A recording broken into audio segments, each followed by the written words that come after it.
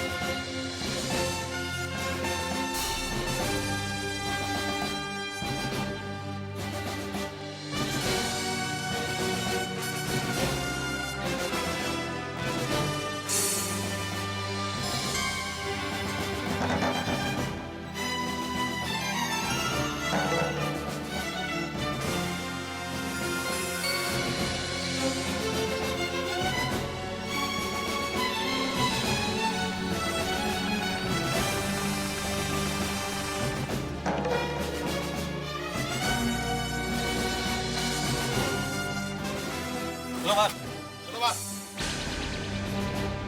चलो जल्दी।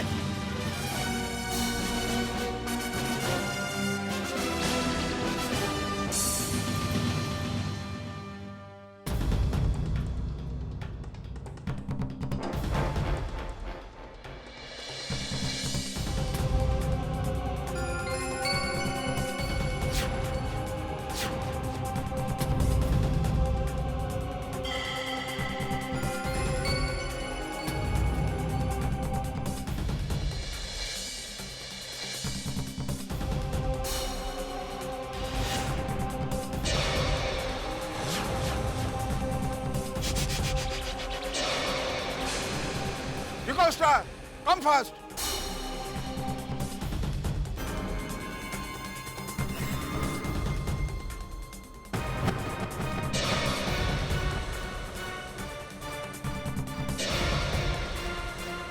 क्या हुआ? What happened, sir? क्या कर रहे हो? What happened, sir? What happened, sir? जवाब दो। What did you do, sir? देखो आप लोग इनसे दूर खड़े रहिए। चलो क्या बात कर रहे हैं? चलो चलो आगे उठो, चलो उधर जाओ, साइड में हो जाओ, चलो चलो चलो चलो चलो साइड में हो जाओ, उधर खड़े रहो। चलो क्या किया मेरे बेटे ने? क्यों हथकड़ी पहनाई इसको? आपने हमारे सन को क्यों अरेस्ट किया? ये हमारे बच्चों को क्यों पकड़ा इन लोगों ने?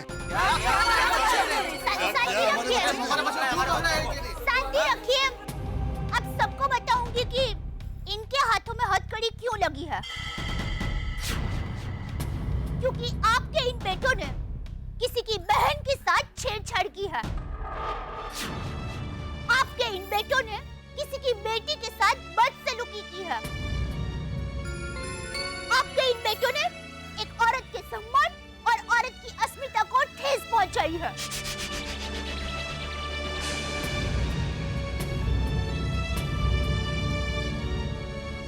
नहीं नहीं, ऐसा नहीं हो सकता। हमारे बच्चे ऐसा कर ही नहीं सकते। जरूर किसी ने फंसाया है। हमारे बेटे तो रात रात भर जागकर परीक्षा की पढ़ाई की तैयारी करते हैं। हाँ सही बोल रहे हैं। अच्छा, ये पढ़ाई भी करते हैं? जैसी हरकत इन लोगों ने की है वैसी हरकत तो अनपढ़ लोग भी नहीं करते। अरे काय की पढ़ाई, जाहिल है ये लोग। सही बात है। आप कहना क्या चाहते हो? देखिए, आप हमारे बच्चों पर गलत इल्जाम लगा रहे हैं। देखिए, आपके बेटों ने जो हरकत की है ना, उसका प्रूफ है हमारे पास। हम लोगों ने इनको रंगे हाथ पकड़ा है। और अगर आपको यकीन ना आता हो, तो पूछिए अपने बच्चों को कि आधी रात को वो कौन सी परीक्षा की तैयारी कर रहे थे। पूछिए पूछिए। बेटा दीपक, ये सब क्या है? तुम सब तो रात रात भर पढ़ाई करते थे ना? ये सब तुम पे इतना घिनौना इल्जाम क्यों लगा रहे हैं? क्या बोलेंगे अभी? बोला तो असलम, असलम तुम्हें खुदा का वास्ता सच सच बताना, ये माजरा क्या है? Speak up son, speak up. ये सब क्या हो रहा है? Tell me the truth. क्या तुम लोगों ने ऐसा किया है? क्या है, क्या ऐसा तुम लोगों ने? स्पीक। बोलते क्यों नहीं?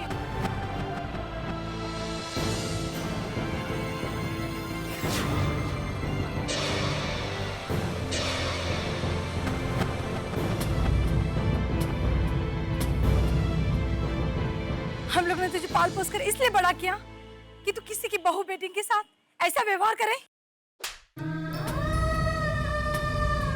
तूने आज ऐसी घिनौनी हरकत करके अपने माँ के मुंह पे चाटा मारा है। कल को अगर तुम्हारी बहन के साथ कोई ऐसी छेड़खानी करता तो तुम्हें अच्छा लगता? तो अरे बचपन से क्या यही सीख दी थी हमने तुझे?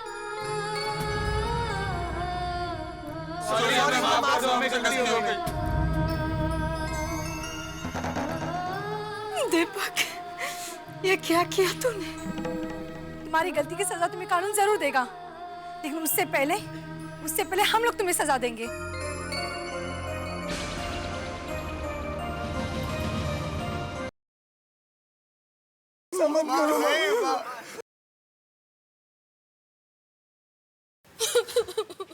नहीं माँ, माँ हमारी गलती की सजा आप क्यों भुगत रहे हो माँ? नहीं माँ, माँ नहीं। पापा ऐसा मत कीजिए पापा। मत करो पापा, पापा ऐसा मत कीजिए पापा। पापा ऐसा मत करो पापा, ऐसा नहीं करेंगे पापा। पापा हमें सजा दीजिए पापा, कड़ी से कड़ी सजा दीजिए पापा हमें। पापा आपके बेटों ने सिर्फ आपके परिवार का ही नहीं, पूरे समाज का मुंह काला किया है, और हम भी समाज का एक हिस्सा है।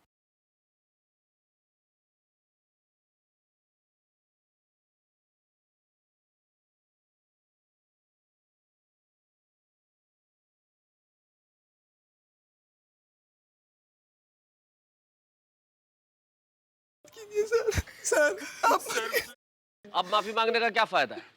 देख लो, तुम लोगों की हरकत की वजह से तुम्हारे परिवार का नहीं, सारे समाज का और सारे देश का मुंह काला हो रहा है। बुढ़ापे में तुम लोगों ने मेरा मुंह काला।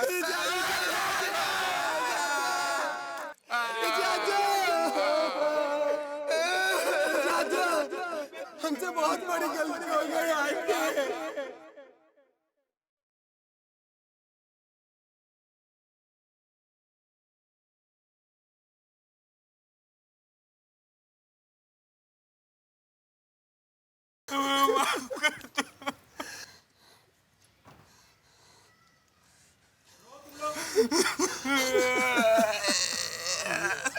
तुम लोगों को सजा तो मिलेगी, क्योंकि तुम समाज के गुनहगार हो, इंसानियत के गुनहगार हो और इस देश के भी गुनहगार हो। ले जाओ। सावन कदम ले चलो ने, चलो चल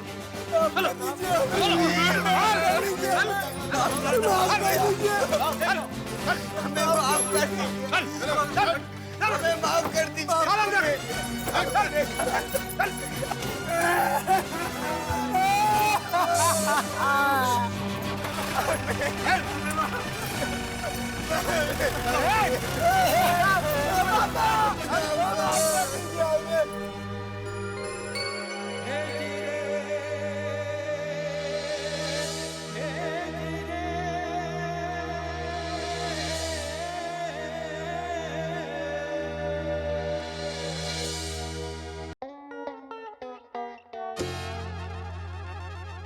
अरे दया चाय ला।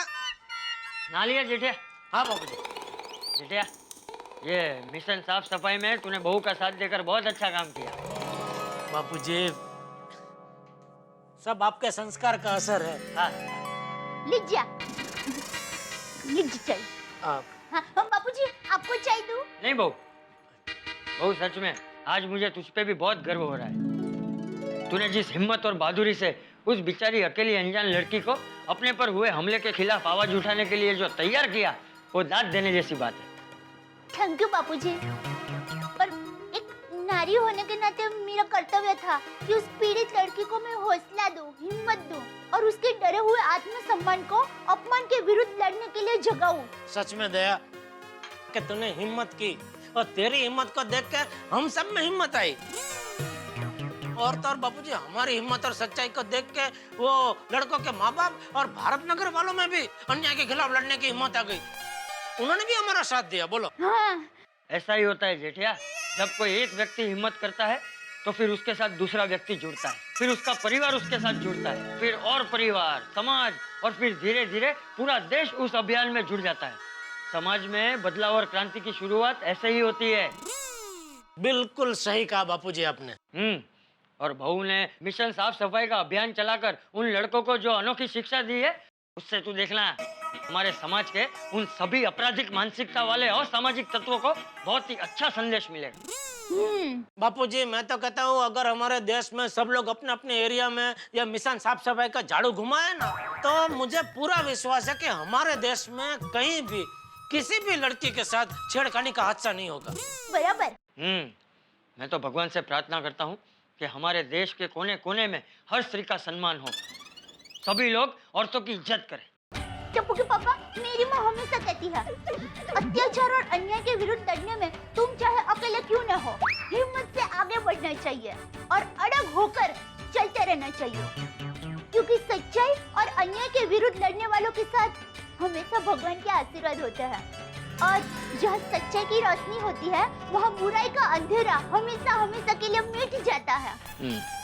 वाह, तेरी माँ की बातों में बहुत रोशनी होती है। माँ तो माँ है, माँ की बातों में रोशनी का भंडार है। वो तो है। अच्छा जेठिया, ये शनिवार को तू क्या कर रहा है? बस रोज की तरह देर से उठूंगा। अरे क्या देर से उठूंगा,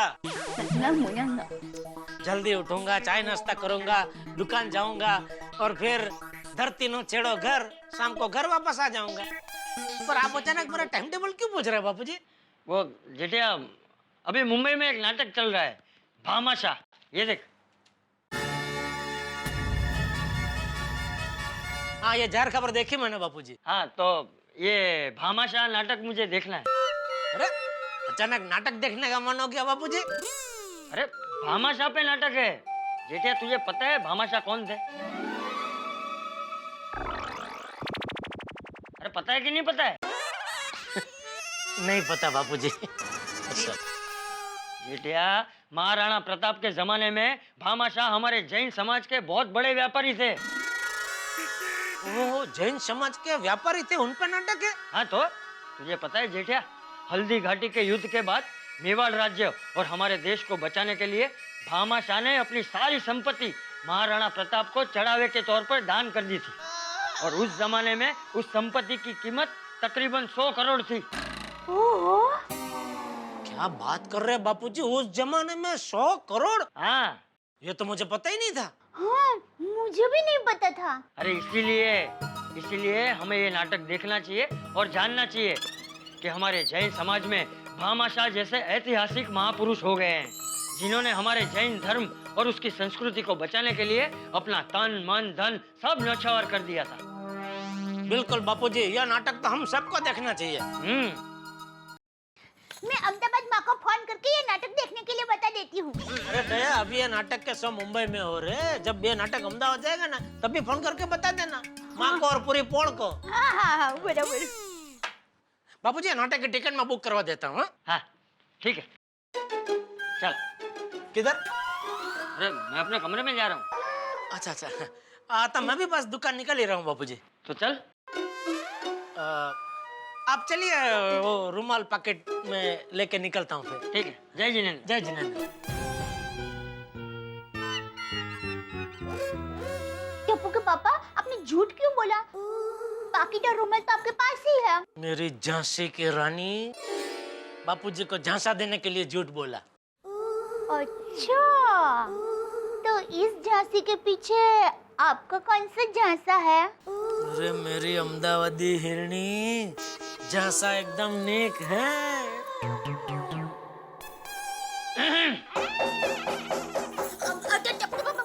रुमाल और पैकेट आपकी जेब में ही है। Thank you. जय जिनेंद्र बाबूजी, सॉरी।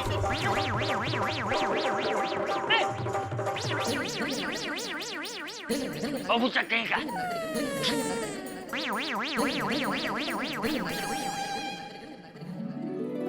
मित्रों, किसी भी चीज का विरोध प्रदर्शन किसी खास तरीके से हो ये जरूरी नहीं है, और आज गोकुलधाम के निवासियों ने यह बता भी दिया। हंसते हंसाते महिलाओं से हो रही छेड़छाड़ के विरोध में उन्होंने जो तरीका अपनाया वो निश्चित तौर पे अलग था, और यही गोकुल धाम के निवासी हमेशा करते भी हैं और यही तारक मेहता का उल्टा चश्मा की चेष्टा भी है कि हर समस्या का हल हम हंसते हंसाते करते हैं। और वैसे कहा भी जाता है ना कि जिंदगी की हर समस्या का समाधान हंसी में छिपा हुआ है। Laughter is the best medicine. हंसी एक ऐसी दवाई है जिससे जिंदगी की कड़वी से कड़वी सच्चाई आप इस तरह से हजम कर सकते हैं जैसे हलवा।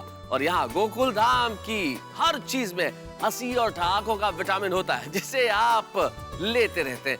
और मित्रों, अब तो दुनिया भर के डॉक्टर्स ने भी ये कहना शुरू कर दिया है कि भाई कोई भी स्ट्रेस हो, कोई भी तनाव हो और कोई भी समस्या हो, देखते रहिए तारक मेहता का उल्टा चश्मा मेरे साथ।